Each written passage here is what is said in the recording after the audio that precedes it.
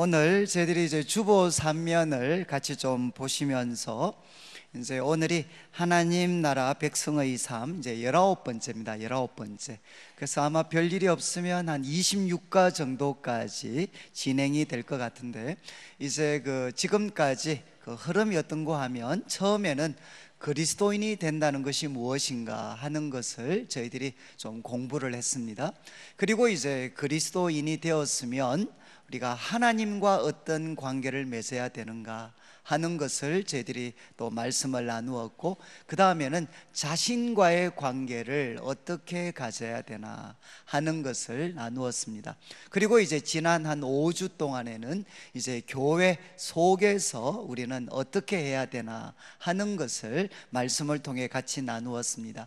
이제 오늘부터 한 2달 정도의 시간은 우리 그리스도인들이 일주일의 대부분의 시간을 보내고 있는 이 세상 속에서 어떻게 살아가야 하는가 하는 것을 이제 나누게 됩니다. 오늘 이제 말씀의 핵심은 어떤 우리 그리스도인들이 세상 속에서 어떻게 살아가야 되느냐 하는 주제를 다루면서 이제 처음 시간이기 때문에 좀 서론적인 그런 말씀입니다. 그래서 오늘 제목처럼 하나님 나라의 시민권, 그러니까 나는 누군가 하면 하나님 나라의 시민이다. 그리고 이제 우리가 감당해야 될 사명은 무엇인가 하는 것을 저희들이 좀 살펴보도록 하겠습니다. 그래서 우리 1번 문제, 오늘 이제 학습 세례가 있어서 시간이 조금 부족하기 때문에 우리 1번을 보시면, 하나님의 가족이 된 우리 그리스도인들은 하나님의 가족이죠. 그렇지만 동시에 또한 어떤 존재입니까? 우리 자막에 에베소서 2장 19절 말씀이 나옵니다. 여기 보면 이렇게 되어 있죠. 그러므로 이제부터 너희는 외인도 아니요, 이 외인은 문 밖의 사람입니다. 너희는 문 밖의 외인도 아니고 그리고 나그네도 아니다. 그런 다음 오직 성도들과 동일한 시민이다. 성도들과 동일한 시민이고, 그리고 하나님의 권속, 이거는 이제 하나님의 가족입니다. 너희는 누군가 하면 성도들과 동일한 시민이고, 그리고 또 우리는 하나님의 가족입니다. 여러분이 이제 오늘 말씀을 통해 꼭 기억하셔야 되는 것은, 나는, 우리 그리스도인들은 하나님의 가족일 뿐 아니라 우리는 하나님 나라의 시민들입니다. 시민들. 자, 그런데 여러분이 이제 가끔 저희들은 우리나라에만 계신 분들은 이 시민권이라는 것이 얼마나 참 이렇게 귀하고 좋은 것인가 하는 것을 조금 덜 느끼시겠지만, 한번 저희들이 외국 생활을 좀 해보면, 저도 이제 한 캐나다에서 5년 정도 공부를 할 때 제일 부러웠던 사람은 누군가 하면 시민권을 가진 사람들이었습니다. 그래서 그 시민권만 가지고 있으면 그 나라에 참 이렇게 편안하게 머무를 수 있고, 또 그 나라가 이제 그 사람에게 필요한 많은 혜택들을, 의료 혜택이든 교육적인 혜택이든 경제적인 혜택이든 수많은 혜택들을 이렇게 그들에게 제공해 줍니다. 여러분이 이제 한 나라의 시민이 된다 그러면 이제 그 사람은 그 나라에 속하면서 그 속에서 살아갈 수 있는 그 권리를 가진 사람, 그리고 또 책임을 가진 사람을 우리는 시민이라고 이야기를 합니다. 그런데 이제 이 시민이 되면 의무가 있죠. 의무. 그 나라의 규율, 그리고 가치관, 그리고 생활 방식을 따라야 되고, 그리고 그 나라의 법적인 의무들을 다 이행해야 됩니다. 그렇게 하면 이제 나라가 이 사람을 보호해주고 필요한 많은 부분들을 책임져 주게 됩니다.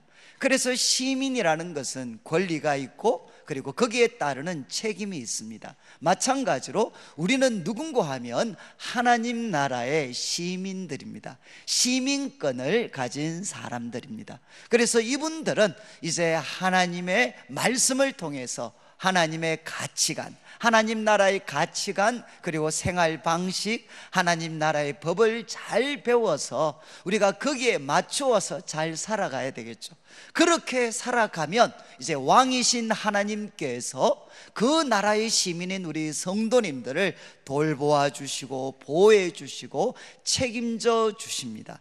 그래서 먼저 이제 기억하셔야 되는 것은 나는 누군가 하면 하나님 나라의 시민입니다. 시민. 자, 그런데 우리 이제 두 번째 문제에서 다루는 것은 뭔가 하면 하나님 나라의 시민권을 가진 우리 그리스도인들, 그러나 그들은 어디 지금 살고 있느냐? 이 땅에서 살고 있습니다. 이 땅에서 하나님 나라의 시민인 우리가 살고 있기 때문에 하나님 나라의 시민인 우리들은 누구도 피할 수 없는 게 뭔가 하면 이제 고난과 역경을 만나게 됩니다.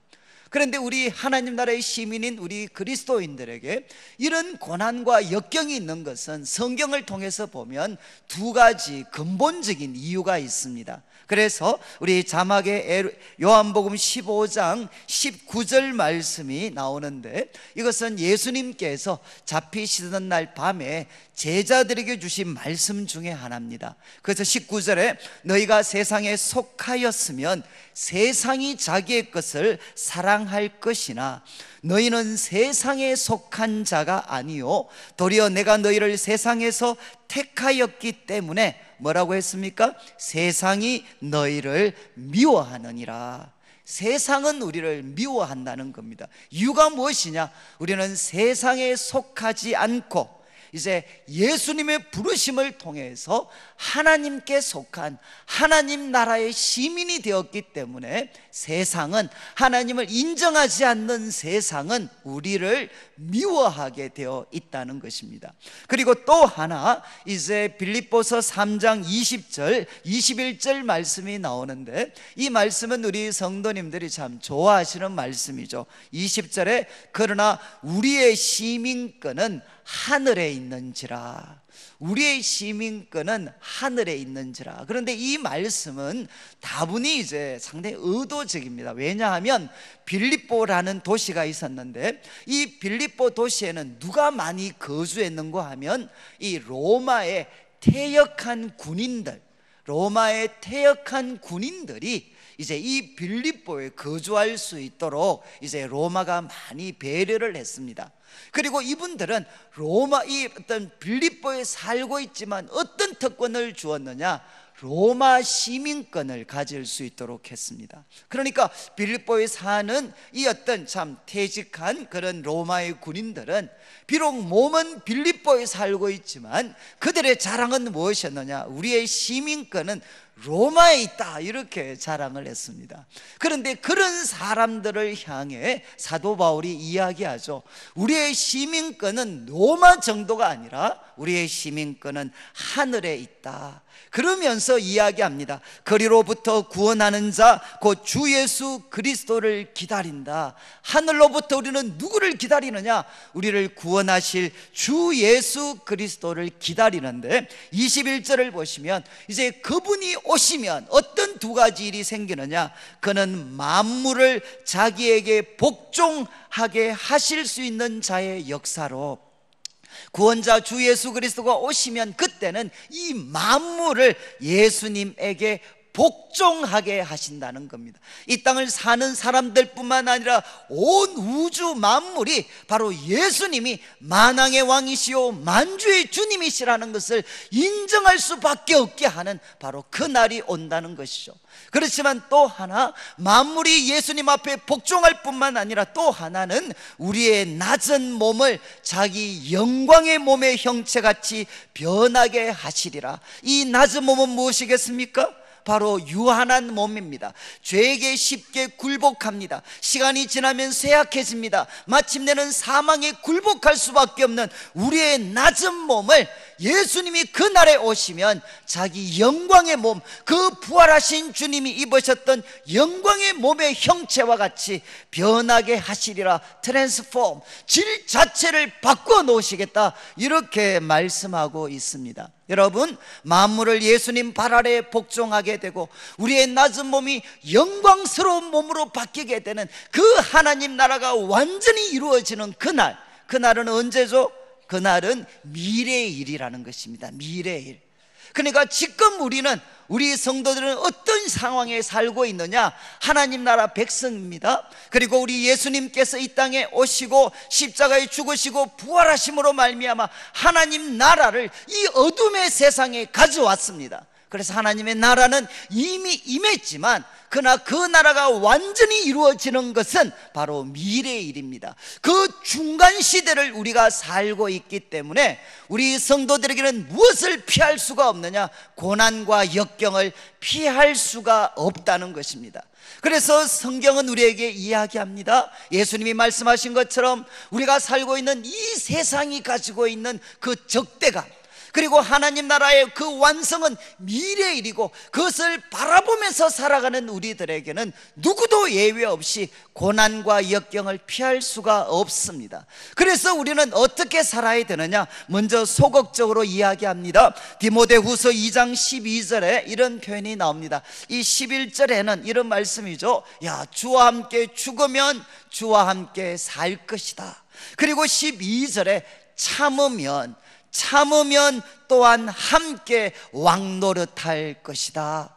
여러분, 하나님 나라 시민들은 이 세상을 살아갈 때 많은 고난과 역경이 있지만 어떻게 살아야 되느냐? 참아야 된다는 것입니다. 그리고 또 로마서 8장 18절 말씀이 나옵니다. 이런 구절들은 아마 외워두시면 좋을 것 같은데, 생각하건대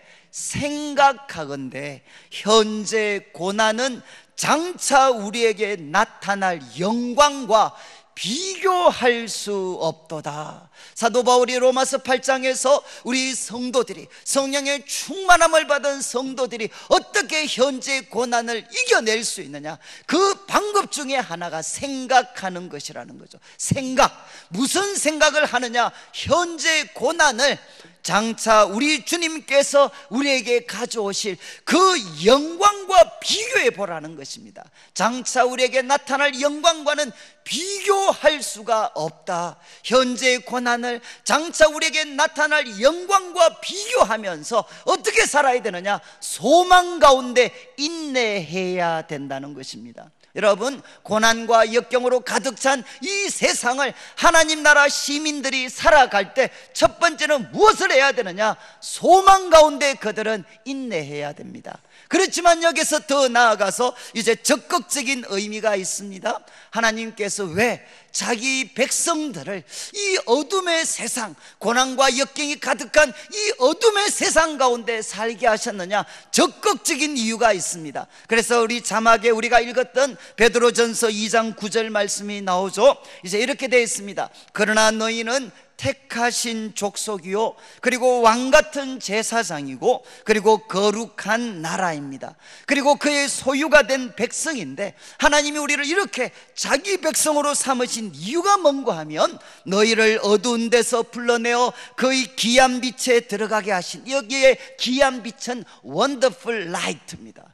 정말 이 놀랍고 찬란한 빛의 세계, 이 어둠에서 우리를 건져내어서 이 찬란하고 이 놀라운 이 빛의 세계에 들어가게 하신 하나님, 그분의 아름다운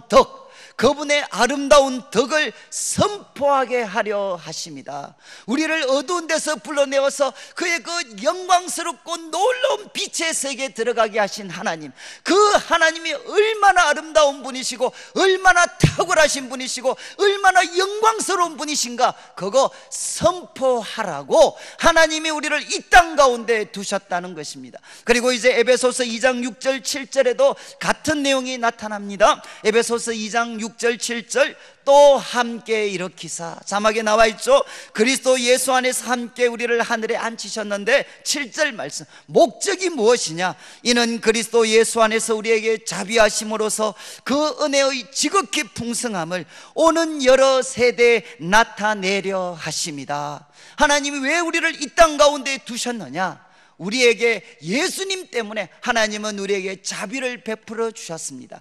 이 하나님의 은혜가 얼마나 부요하고 얼마나 풍성한가 하는 것을 오는 여러 세대에 나타내게 하시려고 하나님은 우리를 이 어둠의 세상 한복판에 두셨다는 것입니다. 그래서 하나님 나라의 시민인 우리는 이 세상 가운데서 무엇하며 살아야 되느냐? 하나님의 아름다운 덕을 선포하고 하나님의 그 은혜가 얼마나 풍성하고 부요한가 하는 것을 선포하고 나타내면서 살아가야 된다는 겁니다. 그리고 마지막으로 이제 베드로전서 1장 14절에서 16절, 베드로후서 1장 3절 4절 말씀은 하나같이 공통적인 게 있습니다. 왜 하나님이 우리를 이곳에 두셨느냐? 여러분, 베드로전서 1장 14절 16절, 순종하는 자식처럼 전에 알지 못하던 때에 따르던 그 욕심을 본받지 말고 너희를 부르신 거룩한 이처럼 너희도 모든 행실에 뭐라고 했습니까? 거룩한 자가 되라.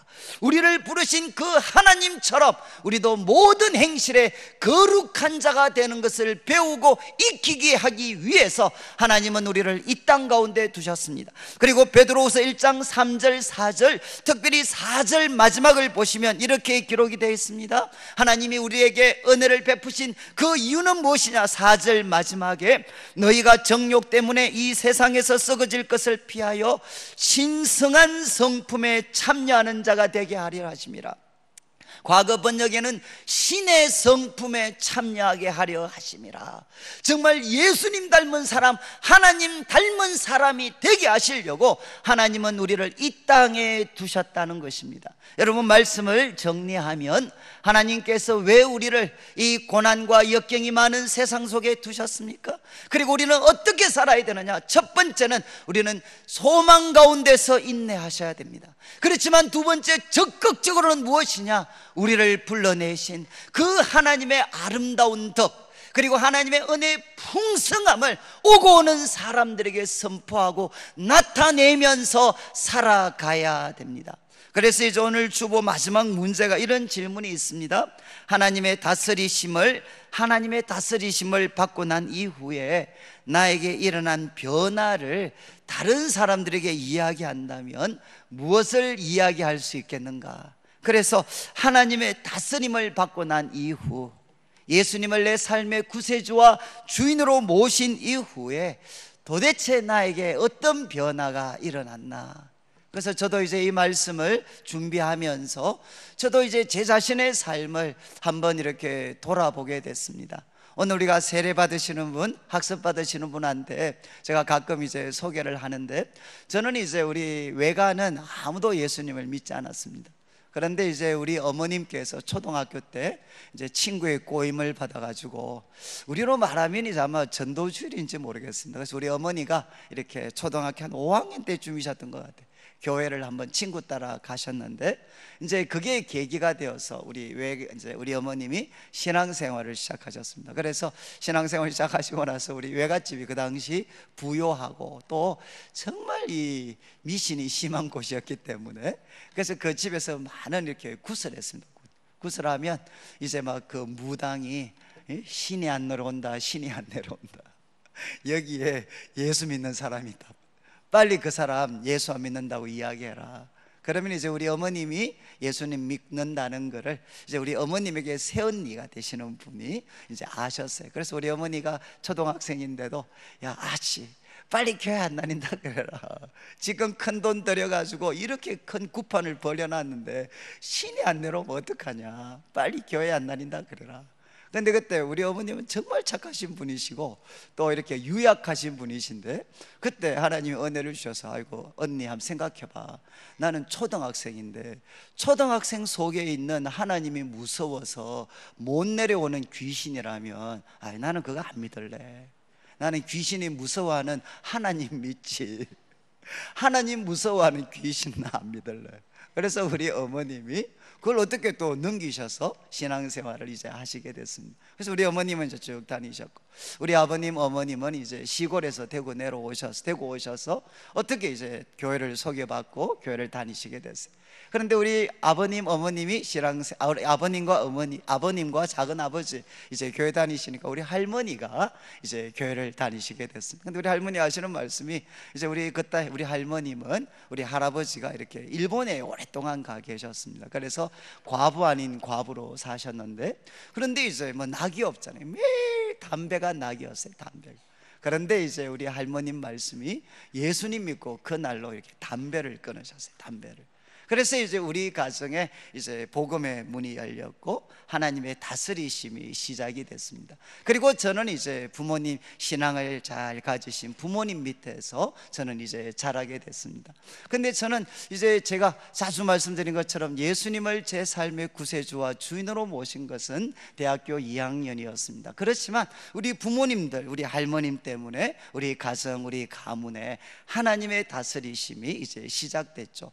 그런데 저는 참 이렇게 어릴 때 자라면서 저는 하여간 저한테 가장 저를 힘들게 했던 것은 결국은 이제 저는 경제적인 문제였습니다. 그래서 참 저는 이제 어릴 때부터 교회 오면 제일 힘들었던 게, 예수님 믿으면 복 받는다, 부자 된다. 저는 이런 이야기 들을 때마다 하나님 차별이 너무 심하시다. 우리 아버님 어머님은 참 교회 열심히 다니시고 참 신앙생활을 하시는데 왜 저렇게 하시는 일마다 안 될까? 그리고 저는 이제 그 어떤 경제적인 압박, 부유 이런 것들을 저도 항상 이렇게 무겁게 지고 저도 살았습니다. 그래서 저는 항상 제 마음에 하나님은 참 우리 가정에는 이렇게 물질에 대해서는 악착같이 은혜를 안 주시는 분이시구나, 저는 그런 생각을 오랫동안 했어요. 그런데 제가 오늘 이 말씀을 준비하다가 지난 시간을 쭉 돌아보는데, 정말 하나님의 다스리심을 내가 받고 난 이후에 우리 가정에 어떤 일이 있었나, 참 이 어떤 물질적인 어떤 그런 어려움들, 아마 저희들도 예수님을 안 믿었으면 아마 극단적인 선택들을 많이 하셨을 것 같아요. 그런데 이제 하나님이 그것을 어렵지만 헤쳐나올 수 있도록, 제가 말씀드렸죠. 저는 대학을 갔을 때 정말 이제 그 학교를 다닐 형편이 잘 못 됐습니다. 그런데 이제 제가 교회를 어렸을 때 제 주일학교 선생님이셨던 그 한 분이 사업이 조금 되시면서, 그분이 참 제가 대학교 2학년부터 졸업할 때까지 저의 학비를 이렇게 다 대주셨어요, 성적과 상관없이. 그래서 저는 이제 그분의 도우심으로, 그분을 통해 하나님이 역사하셨죠. 그래서 저는 학교를 마쳤습니다. 그리고 이제 신대원 들어갈 때 이제 학부 때만 저를 도와주시기로 했으니까 신대원 들어갈 때 또 이제 막막했습니다. 그래서 어머니한테 처음 이 학비를 어떻게 좀 해결을 해야 될 텐데 한번 말씀드렸더니만 우리 어머니가 쓰러지셔가지고 또 이제 닌겔마주로 병원에 가셨는데, 그래서 닌겔마주로 병원에 가셔가지고 닌겔 한 2시간씩 걸리잖아요. 그래서 이 닌겔 동무들 이제 이게 같이 누워 계신 분들끼리 왜 오셨냐, 어디 아프냐 이야기하다가 의사가 이야기했어요. 그래서 이 사람이 지금 아들이 요번에 신학대학원을 가는데 학비가 없어가지고 신경 쓰다가 쓰러져가 닌겔 맞는다. 그런데 그때 이제 그 이야기를 듣고 같이 닌겔 맞던 한 분이 내가 해결해 줄게. 그래서 이제 닌겔 맞으시던 한 분이 제 신대원 학비를 대주셨어요. 그래서 저는 이제 신학대학원을 갔습니다.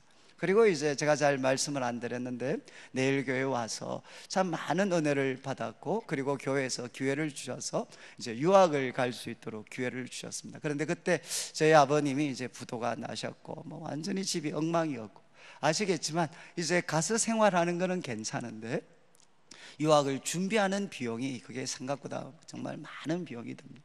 근데 저는 그럴 형편이 안 됐어요. 그래서 이거 교회에서는 그런 기회를 주셨는데 준비할 수 있는 여건이 전혀 안 돼가지고 좀 낙심을 하고 있었는데, 그때 이제 한 성도님이 연락이 오셔서 이제 저를 만나자 그러셨어요. 그래 가니까 그래서 그분이 딴 말씀을 안 하셨어요. 딴 말씀 안 하시고, 목사님 그냥 훗날을 보시고 공부하고 오세요. 그냥 딴 생각하지 말고 훗날을 보시고 공부하고 오세요. 그러면서 좀 죄송한 말씀인데 그때 한 20년 전이죠. 그때 저한테 1,000만 원을 주셨어요. 1,000만 원을 주셔서, 그래서 저는 이제 그분의 도우심으로 모든 그 유학에 필요한 것들 준비를 다 하고, 그래서 저는 이제 유학을 이제 갔다 왔어요. 제가 이런 말씀을 좀 드리는 것은, 저는 지금도 막 하나님은 제 삶 속에 인색하셨다, 어떤 이런 피의식을 많이 가지고 있었는데, 정말 이렇게 돌아보니까 하나님께서 가장 적당한 때, 꼭 필요한 때에는 참 풍성하게 채워주셔서, 그 어떻게 보면 참 우리 어르신들이나 이런 분들이 잘못해서 이 빚어진 거는 많은 부정적인 결과였지만, 그래도 하나님께서 그 가운데 살 길들을 열어주시고 일어설 수 있는 길들을 주시고, 저한테는 하나님을 만나고 났을 때 일어났던 가장 놀라운 일은, 하나님은 저에게 피난처셨어요. 피난처. 그래서 참 이렇게 대학을 다닐 때부터 무엇을 어떻게 해야 될지 알 수 없을 때, 제가 예수님 만나고 나서는 그냥 마지막 습관처럼 하는 일이 뭔가 하면 그냥 교회를 옵니다. 교회를 와서 하나님의 이름을 부르죠. 하나님의 이름을 부르면, 저는 하나님을 만났을 때 가장 기뻤던 게 뭔가 하면, 하나님은 저의 모든 부끄러움을 다 씻어주시는 분이셨어요. 정죄하고 판단하고 무시하는 게 아니라, 우리 예수님께서는 그걸 깨끗하게 씻어주시고, 그리고 그것으로 끝낸 것이 아니라 부활의 능력으로, 그리고 성령님의 도우심을 통해서 나의 부족함도, 이 세상의 거대함도 내가 헤쳐나갈 수 있는 사람이 될 수 있는 그런 용기와 힘을 허락해 주셨습니다. 그리고 저는 이제 하나님이 참 어떤 분이셨나, 하나님이 다스리셨기 때문에 나의 삶에 어떤 일이 일어났나, 저는 참 이런 기분을 느꼈을 때가 너무 많았어요. 그러니까 내가 정말 홍해 앞에 서 있는 이스라엘 백성과 같은, 앞에는 홍해가 막혀 있고, 그리고 뒤에는 정말 원수들이 따라오고 있고, 그래서 이제는 피할 방법이 없는, 이제는 내 삶이 이렇게 끝났구나 라고 생각했던 많은 순간들. 그렇지만 그때 이제 하나님 앞에 나아가서 하나님의 이름을 불렀을 때, 마치 하나님께서 이스라엘 백성들을 위해서 홍해를 가르시고 그 바다 가운데 길을 내셨던 것처럼, 하나님께서 제 삶 속에서도 더 이상 길이 없다고 생각했는데, 바로 그때 하나님의 능력과 지혜와 사랑으로 저한테 길을 열어주셨습니다. 그리고 저는 이제 참 사람들과 함께하는 게 저는 참 부족한 사람입니다. 그래서 저는 사역자로서 대학생들을 섬길 때도 저를 낙심하게 했던 사람들이 너무너무 많이 있었습니다. 그분들을 저는 품어낼 힘이 없었어요. 그래서 하나님 앞에 그분들을 향해서 막 불평을 하고 하소연을 하면, 하나님이 저한테 생생하게 말씀하셨어요. 야, 불평하지 마, 찍소리하지 마. 내가 그 사람들을 귀하게 여겨줄게. 네가 짐쓸하고 힘들어하는 그 사람들 내가 귀하게 만들어줄게.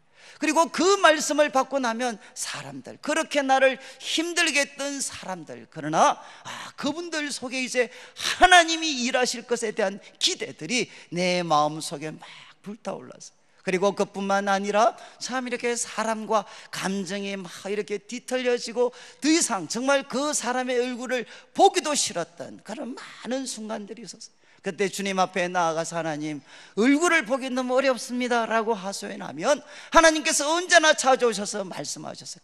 야, 걱정하지 마. 내가 너의 감정을 새롭게 창조해 줄게. 내가 너의 감정을 새롭게 창조해 줄게. 그러면 그 말씀 듣고 났어요. 저는 이제 저를 힘들게 하고 참 얼굴 보는 것도 힘들었던 사람들 앞에 그 다음 주부터는 계속 가까이 가서 이 감정이 바뀌었나 안 바뀌었나 얼굴을 보면서, 그런데 시간이 지나면 정말 하나님께서 제 마음속에 새로운 감정들이 솟아나게 하셨어요. 그리고 진리의 문제, 어떻게 하면 이 세상을 빠르게 할 것인가, 그 고민할 때, 여러분 아시겠지만 자유를 강조하면 평등이 무너지고, 평등을 강조하면 자유가 무너집니다. 의를 강조하면 사랑이 무너지고, 사랑을 강조하면 의가 무너져 내리는 세상. 여러분, 이것은 아무리 인간이 공부를 하고 능력 있는 사람도 이것을 풀어낼 수 있는 사람은 아무도 없습니다. 그러나 의와 사랑, 그리고 자유와 그 평화, 평등은 누구 안에서만 이것이 공존할 수 있느냐? 전능하신 하나님 안에서만. 전능하신 하나님만이 이 인간이 가진 딜레마를 해결할 수가 있습니다. 저는 우리 사랑하는 성도님들, 저는 이제 예수님에 대해서, 예수님이 다스리시고 나서 내 삶이, 우리 가정이 정말 어떻게 바뀌었나 라고 생각할 때 뒤집으면, 정말 내가 예수님의 다스리심을 받지 않았다면 과연 나의 삶이 어떻게 됐을까? 그는 생각하기도 싫은 그건 끔찍한 모습들이죠. 저는 이제 제가 한 2주 정도 동안 생각도 좀 정리하려고 이렇게 저녁에 교회를 제가 자주 나왔습니다. 자주 나왔는데, 이게 자주 나와서 이렇게 쭉 기도를 하는데 한 번씩 문소리가 들려요. 문소리가 들려서 캄캄한 밤인데 남자분들이 이렇게 한두 분씩 들어오셔서 기도를 하시는데, 참 이렇게 나중에 제가 이제 가면서 그분들이 누구신가 한번 지켜봤어요. 근데 참 제가 좀 안타까웠던 것은 그분들은 우리 교회를 다니는 분이 아니셨어요. 정말 좀 죄송한 말씀인데, 제가 며칠을 저녁에 와서 기도를 하는데 우리 교회 남자분들은 한 분도 안 오셨어요. 그래서 제가 참 이게 믿음이 좋은 것인지는 모르겠는데, 여러분 참 이렇게 사는 게, 이 격변의 시대를 살고 있고, 옳고 그름이 이렇게 혼란스러운 시대를 살고 있고, 도대체 앞으로 어떤 일이 펼쳐질는지 모르는 이 혼란의 시대를 살고 있는데, 과연 우리가 하나님의 도우심이 없이, 왕이신 하나님의 도우심이 없이 과연 우리가 살아갈 수 있을 것인가? 저는 여러분 참 대구에서는 그래도 한정적인 목회자 중에 하나입니다. 그러나 저도 이제 갑갑해. 앞으로 우리 교회를 어떻게 섬길 수 있을, 이 격변의 시대, 내일 앞을 알 수 없는 이 시대, 그리고 또 옳고 그름이 무너지고 기독교에 대해서 이렇게 적대적인 시대를 살고 있는데, 도대체 어떻게 이 시대를 헤쳐나갈 수 있을 것인가? 여러분, 하나님의 도우심이 없이, 하나님의 지혜와 하나님의 분별력이 없이 어떻게 이런 일을 할 수가 있겠습니까? 사랑하는 성도님들, 우리에게 무엇이 필요하냐? 왕이신 하나님 앞에 나아가고 참된 피난처가 되시는 그 하나님 앞에 나아가서 여러분, 그분의 지혜와 그분의 도우심을 우리는 배워야 됩니다. 그리고 여러분, 그분의 돌보심을 우리가 가져야 돼요. 저는 오늘 시간이 많지 않기 때문에 저는 이제 우리 애들 이름을 하고 그냥 끝을 내게, 저는 우리 애들이 이름을 지을 때 참 이제 저는 이 국어를 잘 못했습니다. 그래서 두 자를 조합을 시켜야 되는데 저는 자신이 없었어요. 그래서 이제 이름을 지을 때 좀 속편하게 지으려면 돌림자를 쓰자. 그래서 저는 이제 돌림자를 썼어요. 우리 대 돌림자가 실을 제자였어요. 그러면 이제 한 자만 결정하면 되잖아요. 우리 애들이 아들인데 둘 다 그냥, 저한테는 우리 아이들이 앞으로 자라서 이 세상에 무엇을 실어다 줄 수 있는 사람이 될까, 저한테는 그냥 너무 단순했어요. 그래, 딱 하나다. 그래서 우리 큰애도 실을 제 밝을명, 우리 아이가 이 어두운 세상에 빛을 실어다 주는 아들이 됐으면 좋겠다. 그리고 우리 둘째가 태어났을 때도 조금의 주저도 없이 빛날 혁, 우리 아이도 둘째도 이 어두운 세상에 하나님의 밝은 빛을 실어다 주는 사람이 됐으면 좋겠다. 그래서 애들은 자기들은 어떻게 사는지 모르지만 자기 이름이 가지고 있는 무게감은 갖고 있어요. Carrier of Light, 정말 빛의 운송자가 되는 것. 정말 그 삶 속에 하나님의 빛을 담고 이 하나님의 빛을 세상 가는 곳곳마다 운송시켜주는, 전달시켜주는 사람이 되는 것. 저는 이것이 우리 애들에 대한 말이 아니죠. 정말 저는 우리 성도님들, 우리 교회가 바로 이런 교회가 됐으면 좋겠습니다. 정말 빛 대신 하나님, 우리를 어두운 데서 불러내어서 그의 그 놀라운 영광스러운 빛에 들어가게 하신 하나님, 이 좋으신 하나님, 이 아름다우신 하나님, 이 위대하신 하나님, 그 하나님을 우리 가슴에 품고 왕으로 모시고 그분이 우리에게 전해주신 이 빛을 우리가 소유하고, 그리고 우리 가정에서, 우리 학교에서, 우리 일터에서 가는 곳곳마다 이 하나님의 영광스러운 빛을 전달해주고 이 영광스러운 빛을 선포하는 사람들이 되는 것. 오늘 이제 말씀을 마무리하면서, 여러분, 우리는 하나님 나라의 시민입니다. 이 땅을 사는 동안 여러분, 우리가 이 세상을 살기 때문에, 그리고 하나님 나라가 완성되는 것은 미래이기 때문에 우리의 삶에는 고난과 역경이 있습니다. 여러분, 하나님이 주시는, 성령이 주시는 그 그 구원에 대한 소망 때문에 여러분들이 다시 한번 인내하시고, 여러분들도 한번 돌아보십시오. 하나님이 우리 성도님들에게 베풀어 주신, 왕이신 하나님이 자기 시민이 된 우리들에게 베풀어 주신 그 놀라운 은혜를 기억하시면서 가는 곳곳마다 하나님의 귀한 덕을, 그 아름다운 덕을 선포하며, 하나님의 은혜가 얼마나 크고 놀라운가, 이 어지러운 세상, 이 깜깜하고 더럽고 추악한 세상까지도 능히 덮어버릴 수 있는, 새롭게 할 수 있는 하나님의 은혜가 얼마나 부유하고 놀라운 것인가를 사람들에게 선포하며 살아가실 수 있는 성도님들 되시기를 주님의 이름으로 축원합니다.